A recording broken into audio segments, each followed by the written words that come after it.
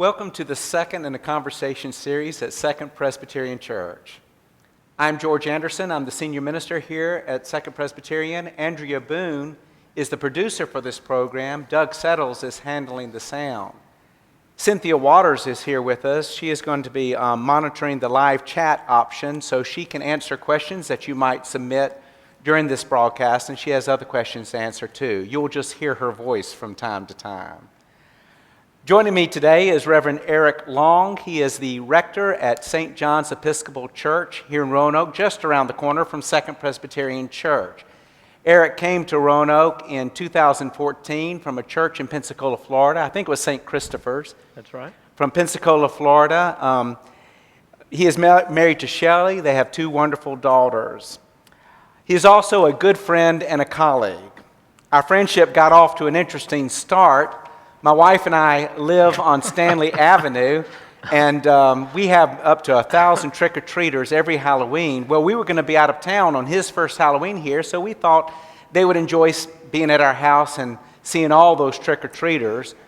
Well, here is how he decorated our home, the home of the senior minister of Second Presbyterian Church. Eric, right now, they're looking at a picture of our house being decorated as if it were the headquarters for the Episcopal Diocese. Actually, when you did that, I knew we were going to be just fine. Second Presbyterian Church and St. John's Episcopal Church have always had a close relationship. We're not only close to each other geographically, but there are many connections with family and with friends, with Outlook. And so Eric and I reflect that closeness in that we coordinate on a lot of things. If there's going to be a snowstorm or there's an ice storm, we're on the phone to each other. What are you going to do with your Sunday school class? What about worship? Are you going to cancel your early service? And we kind of talk it through. We don't tell each other what to do, but kind of make the decisions together.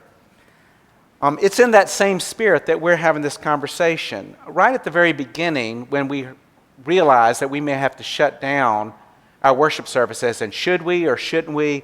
We were on the phone, I think twice, maybe 3 times that week. I know that at Second Presbyterian Church, we changed our mind that first week 3 times. Right. And we sent out a letter to our congregation all 3 times, changing our mind, but things were happening so rapidly. And I don't know about your experience. Actually, I do know. But we've been adaptive and we've had to kind of go with the times and make decisions constantly ever since then. And part of the reason we're having this conversation is that as we think about opening back up as a congregation, allowing people to actually be in our facilities again, St. John's and Second Presbyterian are talking about that together. And we want members of our churches, but also those who attend other churches to be a part of that conversation, which is why we're having this live stream. We haven't made any set decisions yet, but we want to talk about our thinking, the strategies that we're contemplating. Also maybe reflect a little bit theologically and ecclesiologically. That's a big word for church. Reflect a little bit on that too while we have the opportunity to be together. But before we get to like the governor's guidelines and get into the practical, Eric, what has it been like being the church at St. John's when no one is allowed to be together for worship or really for anything? What has it been like to be a church when we've been required to be a part? Yeah, well, first of all, thanks for letting me be a part of this. It's great to be anywhere else new, and it's great to be at Second Pres. You know, walking in, I noticed, by the way, George, that I guess all of the senior pastors have these enormous oil paintings of their, of themselves there, and so I guess one's coming for you. I want to break tradition and have it be a statue. Okay, it's in a prominent place. What they do with the rectors at St. John's are little bitty photos, and they're in a wall where almost nobody, in a hallway almost no one goes to. So I have envy of that, but I'm glad to be here. What has it been like? It reminds me so much of the beginning of my priesthood. I started out as a diocesan church planner and was, starting a brand new congregation from scratch. We worshiped in a funeral home. Each week we were right on the edge. We were always finding out something that we didn't know how to do that we had to get done immediately. And this entire experience has taken me back to those early days of my priesthood, and I found that actually to be exhilarating. I mean, you have to move on a dime, you mess up a lot of things, you have to depend upon grace, and just try your best, and grace not only of God, but of the people who are on the receiving end of all of this. I mean, obviously it's different. You know, the word church, ecclesia, literally means those who are gathered, you know? I mean, that's the entire idea, and so we're being church in a really different way, but at the same time, it kind of takes me back to those early days. Yeah, that is interesting. New church development, that is a lot of parallel. I hadn't really thought about that. And ours is a fairly traditional church, so thinking outside the box is not our normal go-to. Right. But we've been thinking outside the box a lot lately. But it's also, as you say, it's opened up other possibilities and opened us up to parts of our community that have found that they've found this easier to be engaged than they found before. So yeah, it's been different. It's not something I wanted. I'll be glad when we can go back, but there's been a lot of creativity and discovery in all this. Yeah, and I mean, there's things that are going to last. It's kind of like the trial by fire and things that needed to be burned away or perhaps getting burned away, and the things that are precious and endure, I think, are going to see us through the other side. And that's certainly something that I'm learning through all this. Well, this past week, I can't remember the day it was, but Governor Northam had a press conference, and he talked about Virginia opening back up. He described it in 3 phases, and then he went into some detail about phase 1.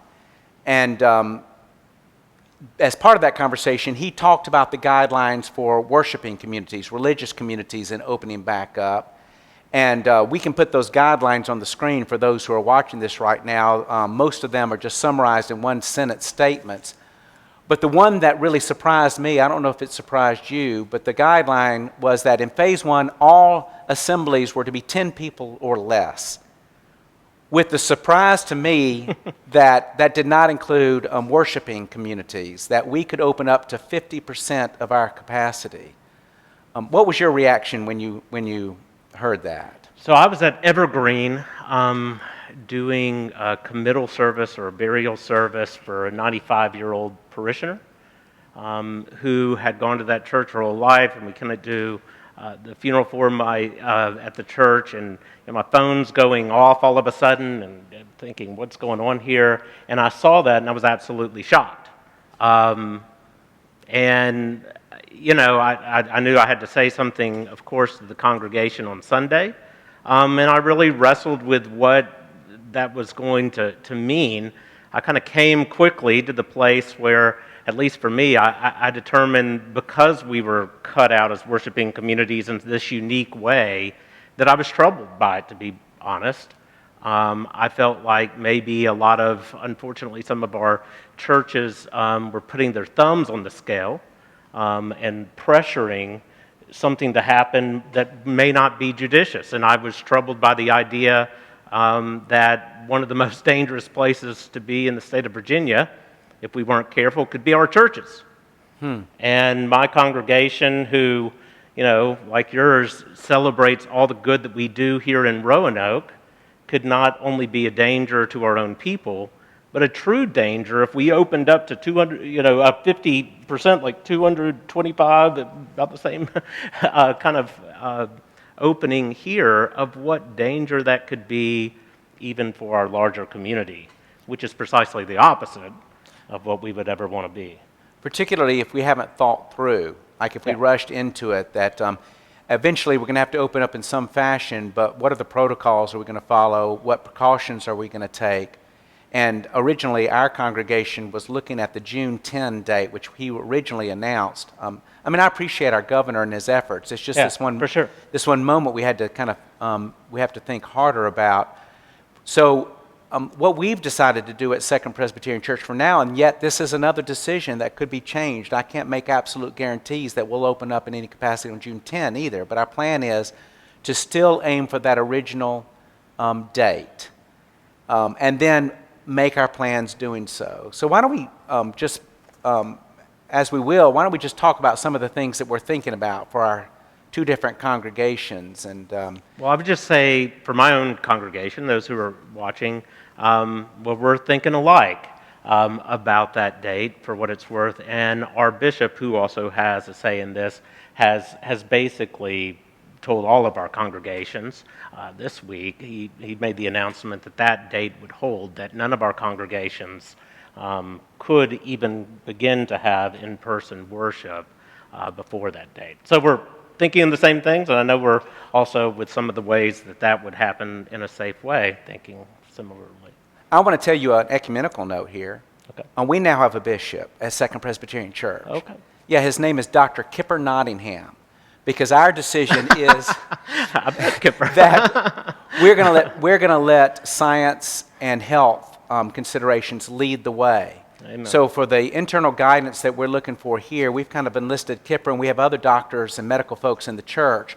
But in terms of doing what we need to do in a safe way, we want to consult the medical folks within our community to kind of give us guidelines about what the spacing should be, what protocols that we should follow. And of course, we're going to other kinds of resources as well about disinfecting and cleaning and all that kind of thing. So I think that's important for both congregations, and we're blessed, both of our congregations, with having huge medical communities within our membership. Yeah, That be the leading consideration. absolutely. We're looking at our sanctuary. I think if we packed everybody in, choir included, we could seat 200 people, over 200 people, to meet that 50% capacity. Yeah, we've already thought that when we came in here, and Kipper, Dr. Nottingham, has already been in here with a measuring tape, we already thought that it would at least be every other row, for instance, when we started, that he's even had guidelines to say that if there were single individuals who are not there together, not a family unit, that they said at least 6 feet apart, which would be like a maximum of 3 per pew. That a family unit, if it was more than like 5 individuals, that there were no one else on that row. That people kind of go to the edges, and that the pews be marked off. So first of all, with spacing, we're going to be following some guideline like that, and we're going to need a lot of understanding and patience from people who decide to come about where they are to sit and where they're not to sit. Favorite pews do not exist anymore. We have to, if we're going to enforce spacing, no one, can have that favorite pew if it's not designated for folks to sit. And we're thinking about maybe having bulletins handed out by somebody in glove, that they be on the pews where people could sit, that there be nothing that's passed from hand to hand, not an offering plate, not a bulletin, not a communion plate, or anything. Very much thinking the same way. And the good thing, just so I'm clear, I've really appreciated our governor too. And when you get into, the headline is that 50% thing. That's what I saw at first. Yeah. But when you see it, the same spacing issues of six feet apart and those sorts of things are still there. There's signage issues coming in and out, not passing things around, as you say. And you realize, okay, there's a whole lot more to plan for, think through, and all the rest. How you clean the church before and after, that's a part of that guideline.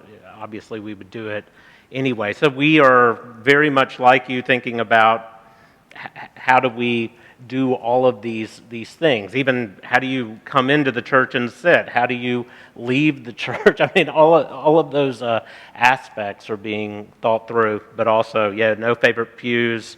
You can't use every single pew. You're going to somehow spread around.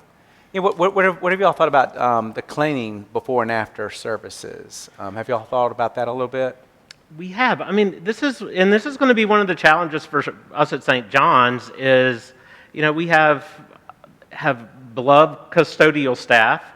At least half of them have issues that make it a little difficult to be a part. Taking care of a sick family member, right, that's in the house. Actually, two of them would have that, and so we have to really. It's going to be the clergy getting in there and helping them as well. We should, and all of those sorts of stuff. But the guidelines do specify, appropriately so. We would do it regardless, that you need to disinfect the church before and after. each service, and so I don't know if I'm answering your question, but we will we'll adhere to that and do our best to figure out how exactly that takes place in as robust a way as possible. Yeah, and we're probably going to enlist some volunteers to be like on cleaning teams. We can probably leave our restrooms to our custodians, but having folks to be willing to kind of disinfect every surface that's frequently touched before and after. So we'll be enlisting some volunteers for that, and also maybe for some ushers in terms of guiding folks. Two issues. The one I had to write a reminder to myself. One is masks. Yeah. People wonder about whether masks will be required, and the governor has not required masks. The governor strongly encourages masks. We're going to strongly encourage masks. So that is not something I have any heart to police or require or anything like that in terms of the congregation, but we certainly want everyone to know that that's the government's recommendation, and that's our strong recommendation too, that when you walk into the church, that you wear masks. The worship leaders, by necessity, preaching and leading liturgy, will not be wearing masks when they're doing that particular activity.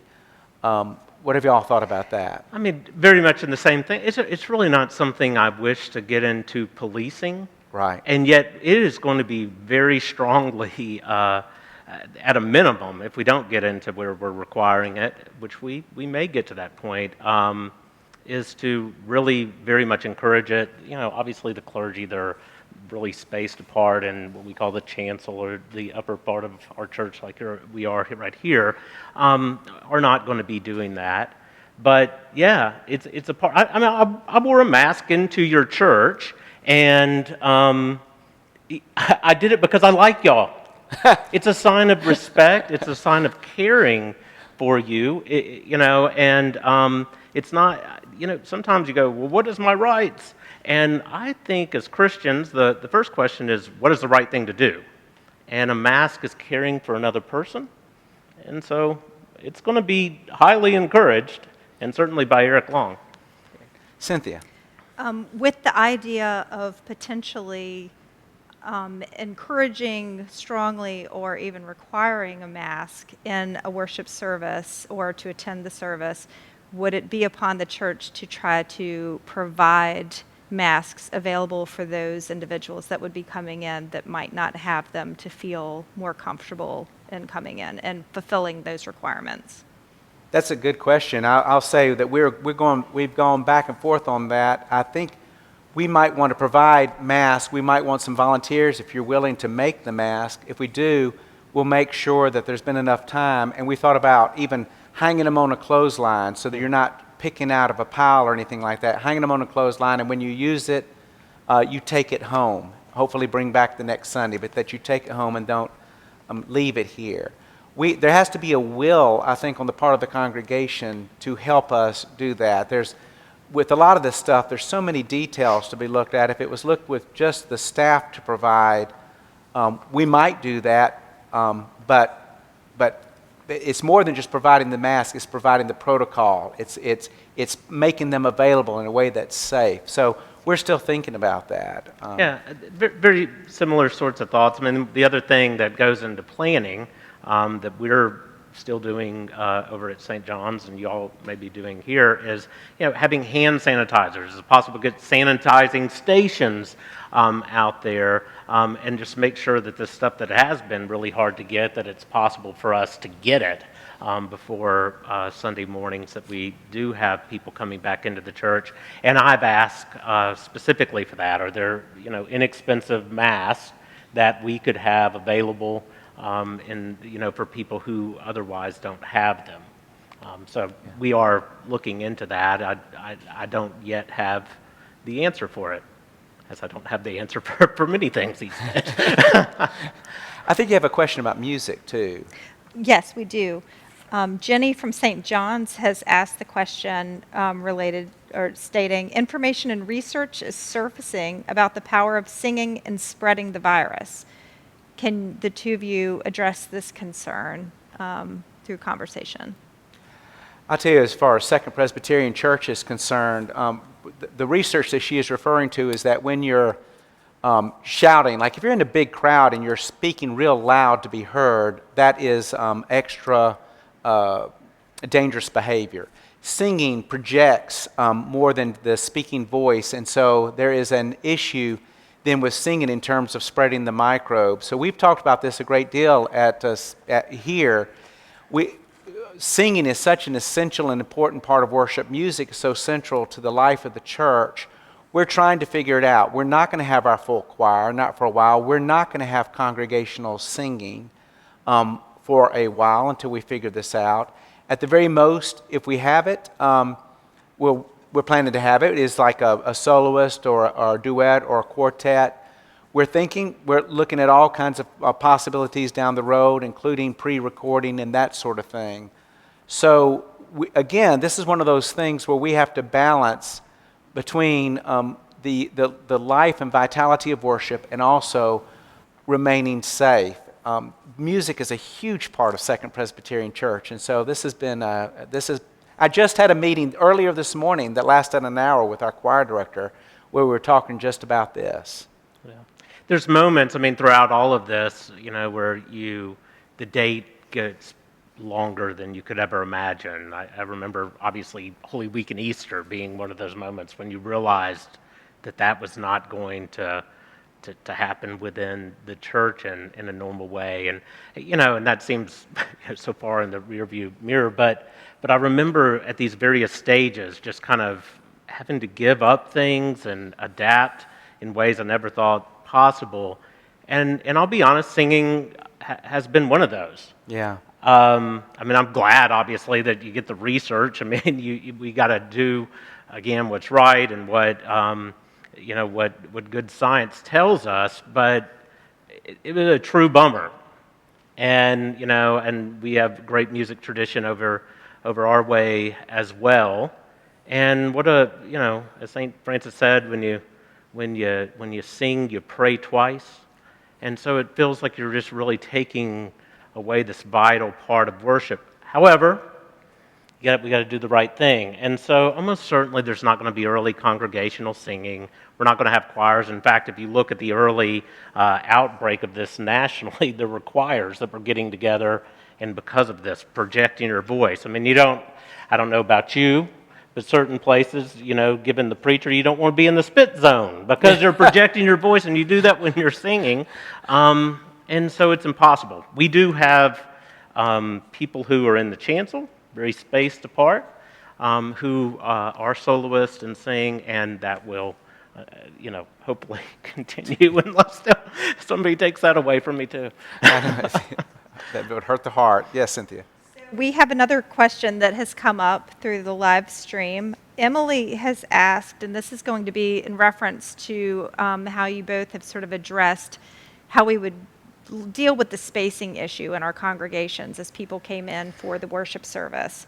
Emily has asked, obviously these spaces are specific to Second Presbyterian. Yeah.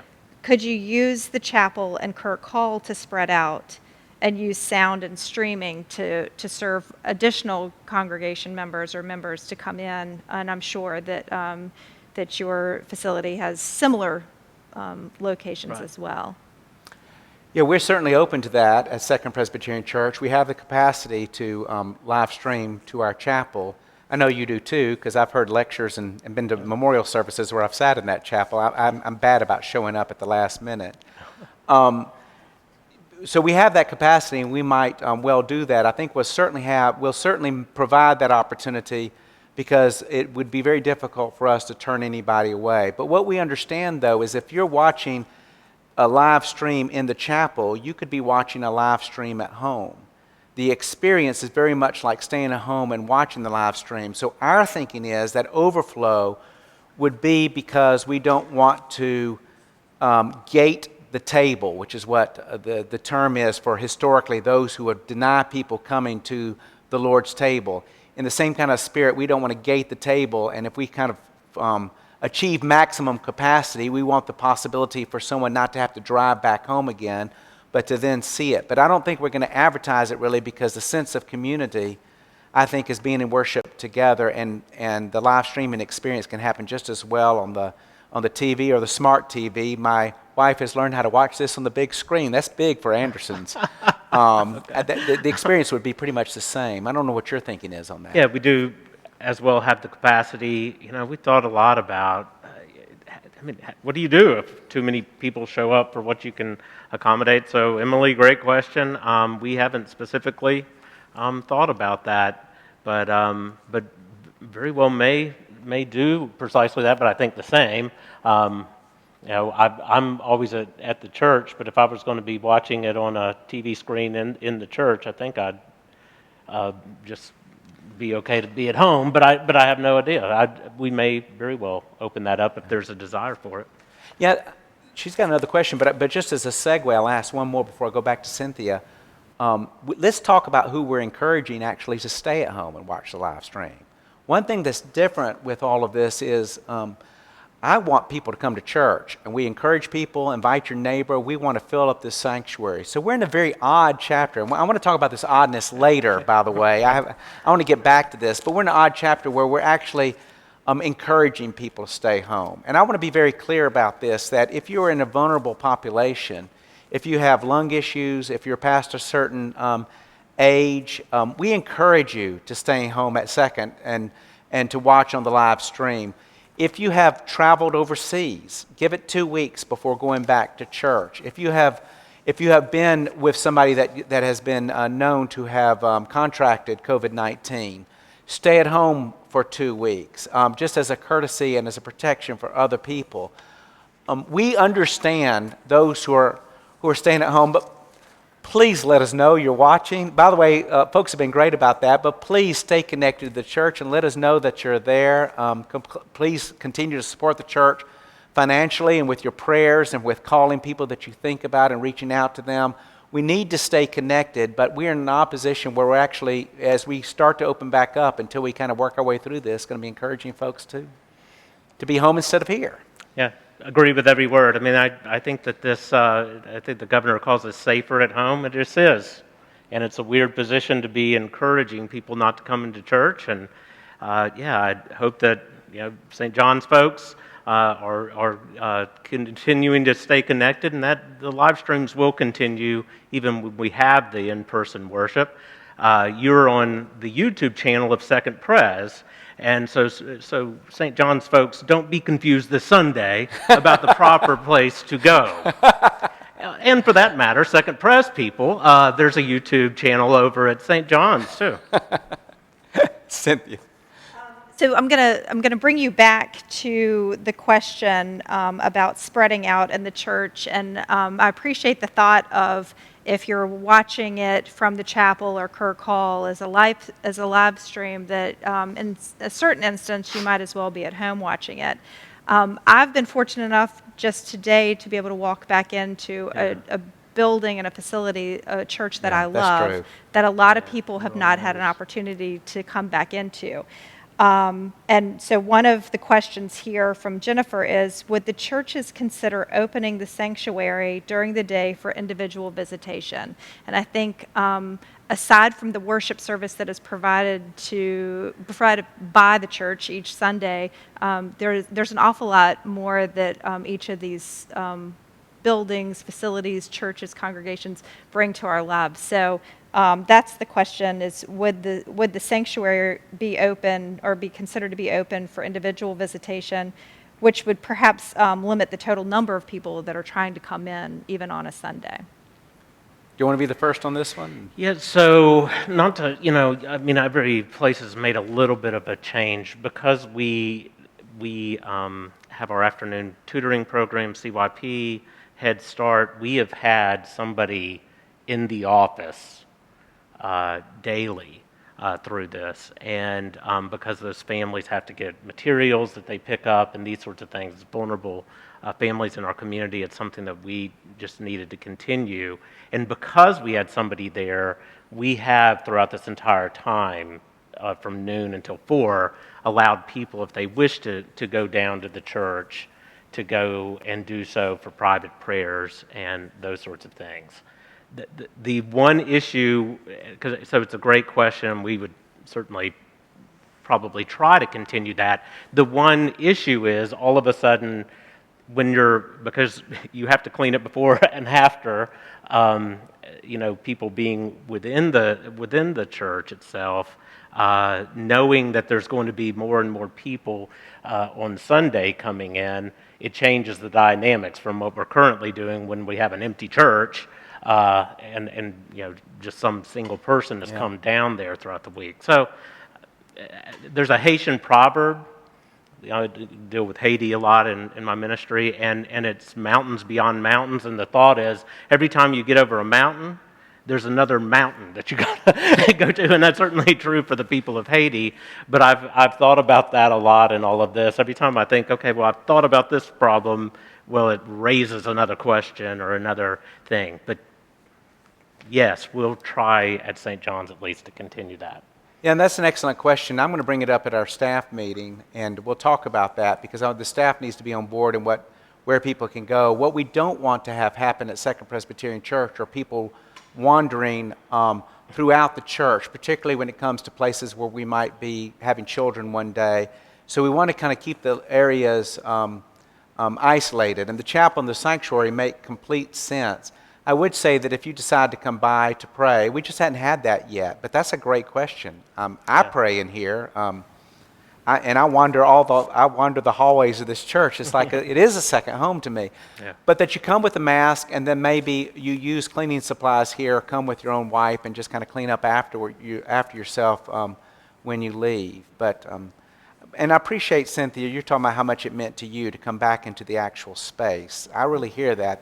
That speaks to my heart. And I'm kind of a sentimental guy anyway, but it means a lot to me that you have that experience. And so with the overflow crowd, I can hear what you're saying. Yes, it's live streaming, but just being able to see the cross again, see the space again, the memories, I get that. So I mean, throughout this entire thing, what we realize, physicality matters, right? Our bodies matter. Creation says that they were made by God.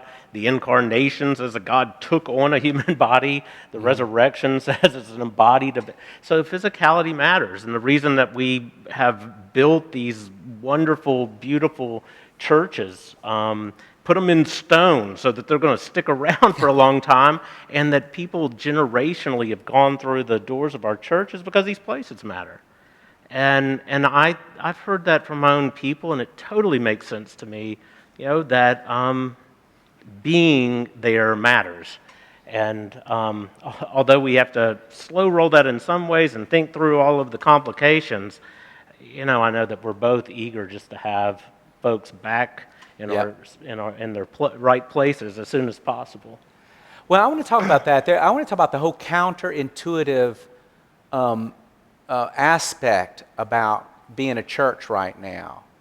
And I wrote down some examples, but that's one of them. We're called to be together as a body, the body of Christ, as Second Presbyterian and St. John's, and that means being there to eat with each other, because it means being there for each other, and it means standing beside each other as we serve the world. And yet, while we encourage people to be together, and I'll just quote the biblical passage, greet each other with a kiss, right now we're encouraging people not to touch or even be near each other.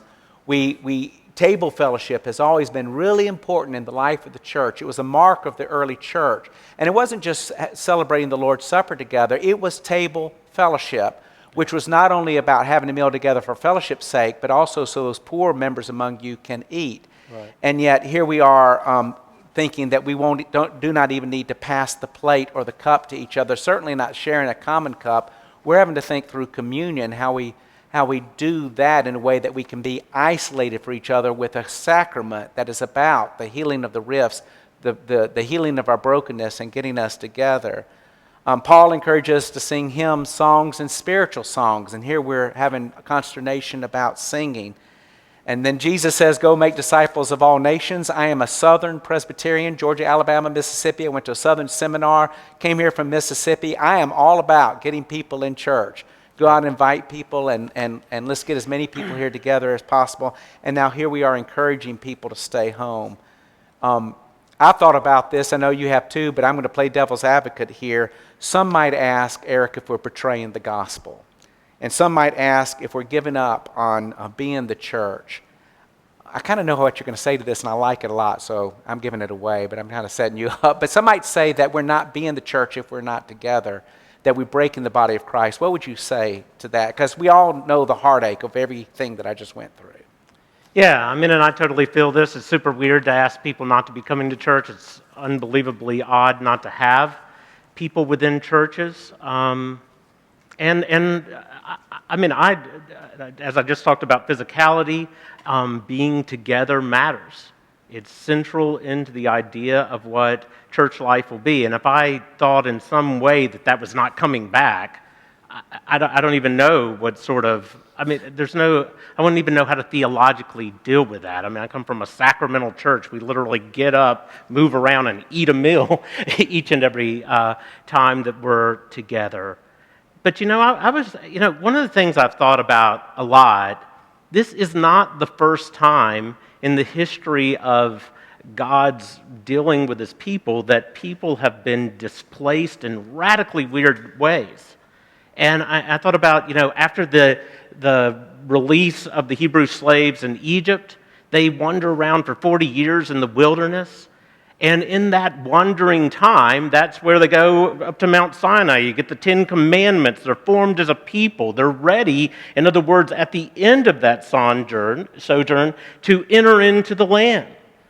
The Babylonian exile, this theological kind of existential crisis that they don't know how to deal with whatsoever, where this powerful empire has shipped them away from home, and they're totally displaced from their temple, which has been destroyed, by the way. And that because of that, they started saying, well, what's precious? And because they did that, we have the Old Testament, because they had a bunch of these, oral stories that they said, well, we can't lose this stuff. We're going to write it down. We're going to compile it and put it together. You think about the New Testament. I mean, most of it was written in a prison cell. John the Divine, writes the shipwrecked on Patmos. In other words, God uses these seasons in profound ways. It's a story of how we are. So while those are not to be the normative times, they are times that God's Spirit is really working, teaching us new things, as I said earlier, like going through fire, burning away dross, so that the really real, the pure essence can come forward. And I, as someone, not to go too long here, but I'm enjoying it. I'm glad to ask the question. Well, so as I talked about in the early days of my ministry, as happens oftentimes in the early days of ministry, you're excited. You think, you're just going to, can do anything. You could jump into hell with a water gun and put it out or something. Whatever. You have all these high expectations and all the rest. And yet, after 21 years of doing this, you realize that you live in a culture that very oftentimes has become increasingly hostile to the church. At times, you're a little disappointed in even kind of a collective yawn that can be given by your own members that don't show up, or you work really hard at this, and then just kind of a societal landscape where we got into, where we majored on the minors and minored on the majors, and we played in the shallow end, and we were at each other's throats. And just like the season of Lent says, take a look at what your fragility and your mortality. We would never wish this in a million years, but this entire event has forced us to look into the abyss of our own mortality and those that we love, our own interconnectedness economically and in every other way. And I think God's using it. And I think as hard as it is to go through this, and while I want out of it as quick as possible, I also trust that God is moving in powerful ways and is going to redeem this time. And we need to go along with that ride, trusting that God's right in the middle of it all. Yeah, just playing off of that, it's amazing that metaphorically or theologically there's a parallel here, though literally it's not exactly the same thing. but we learn a lot from what the Jews had been through, that their identity was in the temple. And when the temple was destroyed, there was this enforced social distancing. But what came was the worship of the synagogue. What came were house churches. What came were I'm using Christian language there. But what came was this new experience of being a people of faith, where divided from each other, the energy that had to come to still remain the people of God created a new kind of connectivity, a new kind of intimacy that was forced by what happened with the temple. Yeah. So they say never waste a crisis, and you're right. I've seen it both ways. I've seen people kind of really looking at their lives and also realizing that some of the things that divided us are silly and frankly just really immature. Yeah. Adolescent. A lot of our behavior as a culture is really adolescent, and realizing that at some times we just can't afford that, and we're not going to get any way forward behaving that way. So I've seen people coming together, but stresses go up too. So I've also seen the opposite, not just in terms of the social landscape, but I worry about homes where the pressure on families that are isolated, and particularly those that abuse might be an issue. So it's not all good, it's not all bad, but I think people of faith need to respond with faith and define the possibilities in a time that we all wish would be different. By the way, I saw a video by Nadia Boltz-Weber earlier today, and she talked about the Stockdale syndrome, not the Stockholm syndrome, but the Stockdale syndrome, about the admiral who spent so many years in POWs. And I thought that she said something that was worth reflecting on, or he said something. He was asked who did not survive, and his answer was the optimistic. Right. The ones who survived, the optimistic would say, we're going to be out of here by Christmas, and then Christmas would come and go. We're going to be out of here by New Year's, surely by next year. So we're kind of facing the same thing. We have these dates out ahead that surely this will be over by. The ones who survived were not the ones who were optimistic, but the ones who were realistic. They accepted the reality for what it was, and they did what they had to do in the moment, giving the real. But B, there was this confidence that we'll get through this, right. that there is an end to this at some point. And Reinhold Niebuhr would call that Christian realism. Yeah. You know, we live with hope, but we're not blind to science, and we're not blind also to the realities that we have to deal with. But then maybe we can then find new possibilities of what it means to be a people who care about each other and who care about the world in the midst of all this. Amen. Yes. We have a couple questions still through the live chat that is actually bringing you sort of back to more of the specifics of getting back into the church and activities within the church. And I don't know if you would like to address that now, or if you want to come back to that. Now is a great time, is that okay? and I think we'll conclude. So, okay. What are those questions? So one question, it is a question, but I think it is more of a statement. It's coming back on to your conversation about singing in the church and maybe trying to figure out how to limit that. And the suggestion or question is made of, can we sing the final hymn in the parking lot? So maybe if there is a singing period where everybody is singing together, maybe it is in more of an open space when everybody sings together.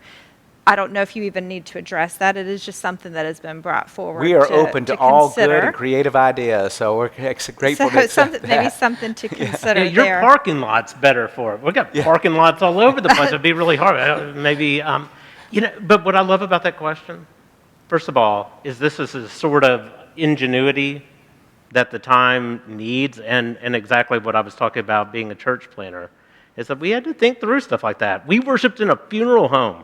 We had to turn a funeral home into a church each and every Sunday. And you have to think through different ways of doing things. And so there's going to be ideas like that come along. We can't perhaps do everything, but for those who are listening to us, I'm sure you feel the same. These ideas are welcome. And we're going to figure out as we go along, okay, well, that didn't work at all. We messed that up. But wow, that was really cool. We've never done that before. And things like this are possibilities that could take place. Thank you. So the other question is coming off more on sacraments taking place during your normal service. Parker has asked if there have been any thoughts on how to handle the Eucharist or Lord's Supper going forward, and I would take that a little further to also incorporate baptisms within the church if there's to go ahead and still fulfill those sacraments. Yeah, the ministers have had, that's been a constant source of conversation among ministers, as you might imagine. Baptism for me is easy in that if that happened at Second Presbyterian Church, the child would not be removed from the parent's arms. Perhaps the water would be poured on the head, at a distance.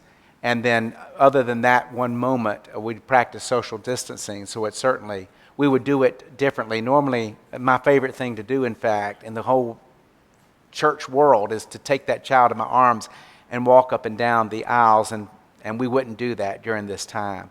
The sacrament is the much harder one because you can't break from a common bread or drink from a common cup. If you come up to a kneeling bench, I know at St. John's, you're kneeling there right beside each other. Even if we did some form of intinction, if we had the table spread out, you're still having people come up, and if someone is asymptomatic and coughs, right up there at the table. So we have thought about ways that we would do that, whether it was having the elements right there in the pews waiting for them, or even having elements as they leave church going through Kirk Hall. It doesn't rule out some idea of intinction of folks coming up, but those are just the kind of considerations that we're thinking about. But communion is, again, that counterintuitive deal. It's so important. The theology of communion is central to the proclamation of the gospel. My theology is very sacramental, even though I'm Presbyterian, so we got to figure out something. I'll tell you this before he responds. On the first Sunday of June, we're having communion, because that's when it's easy. No one's allowed in the sanctuary, and we're going to have communion remotely. So get your bread and your juice ready. June 7th, we're going to have communion. Yeah, so, this may be one of mine, Parker Pearson, if that's you. Hi. So I totally agree on the baptism. That totally makes sense. That's how we would do that as well. Because of the centrality to weekly worship of the Eucharist in our tradition, we're really going to have to think that through.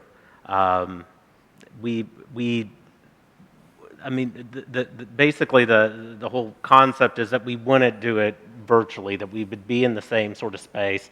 I was on a conference call that included my predecessor, Barclay Thompson, yesterday, and they're a little bit further ahead of thinking on this, and what he's in Houston at the downtown Houston church, and what they're really considering is in some way dividing up the bread. We won't have any sort of sharing of the cup, intinction, anything, but that the priest, who obviously has taken the time to wash his or her hands, to go around and individually in something separate give just enough for each person or family unit, and then they divide it there. So I guess in some ways we're maybe moving towards more of a little bit, towards how you do things here or in other churches. The thing is to be, again, inventive, while for my taste, to at least, and I'm very open, and I may change how I think about this as I move through it, but to really maintain the idea of communion meaning together. And I know that that's difficult and all the rest, but that is kind of central to my own sacramental theology. So we're thinking about it. We're going to have the sacramental ministry of the church continue, and yet precisely what that looks like is... We're figuring it out. Can't have everybody, it's going to be hard enough to get everybody in the church and out of the church. We can't have them moving all around in the middle of the service, it doesn't seem to me. Reverse intinction, priests going out to the members rather than members going out. I think this feels like a good stopping place.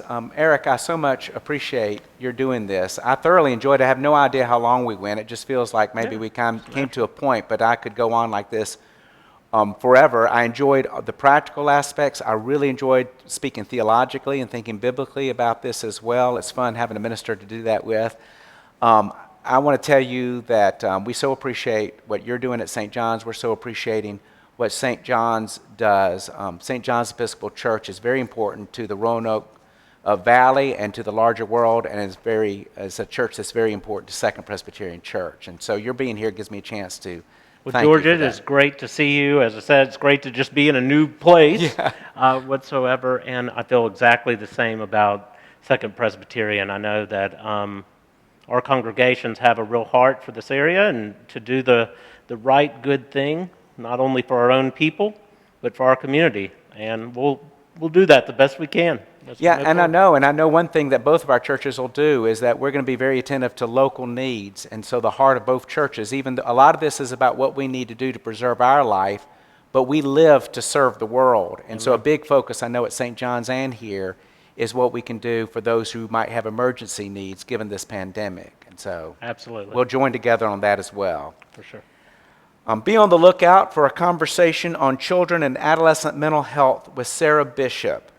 Reverend Elizabeth Link, our Associate for Education, will talk to Sarah about mental health, particularly in the context of living during this pandemic season, the impact that anxiety and fear and social distancing might have on them, and strategies that we can do to keep children and youth healthy during this time. This will take place at noon on June 3rd, so look for that opportunity.